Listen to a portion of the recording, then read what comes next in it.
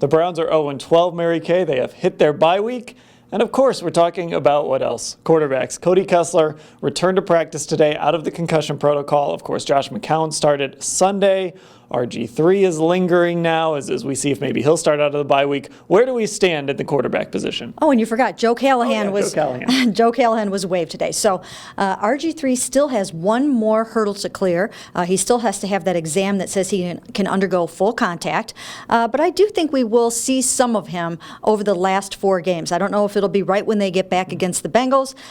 Now with John Greco out for the rest of the season on injury reserve, they do have to take into account the fact that the offensive line is really challenged right now, and they have to be very careful. If RG3 is that rusty, they're not sure if they want to put him in there against a line that's really struggling. And on the other side, you've got Cody Kessler. He's had concussion problems 2 times. He's been in the concussion protocol. How much more do you want to expose him to? Yeah, that's another thing. Now, he was back out there today just for, the light practice that they had. And again, they're heading out for the rest of the week for the bye, not back until Monday in preparation for the Bengals. Do you want to put Cody Kessler back in there when he had 2 concussions within 29 days? I'm going to say no. I'm going to say that they will either go with RG3 or Josh McCown.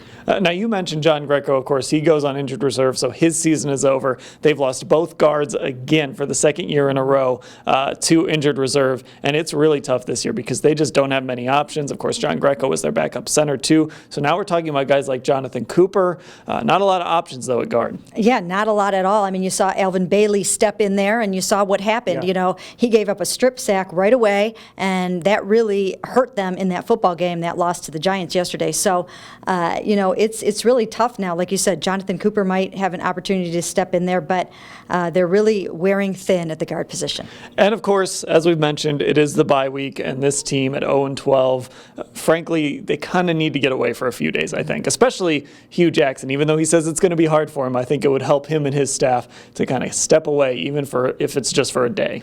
Yeah, the one thing I think that he's going to really look at, and he's been saying this a lot over the past 2 days, and that is the fact that they have averaged less than 10 points a game over their last 4 games. That's unacceptable to Hugh or for this offense in general. So he's going to have to go back to the drawing board and see if they can't get these guys into the end zone. And some of those points have come in garbage time, too. You think about that Gary Barnidge touchdown against Pittsburgh, even yesterday, that second touchdown. Not a lot of meaningful points for this offense. It's the bye week, but we will have full coverage of what happened today and one more day of availability tomorrow on Tuesday at cleveland.com/Browns.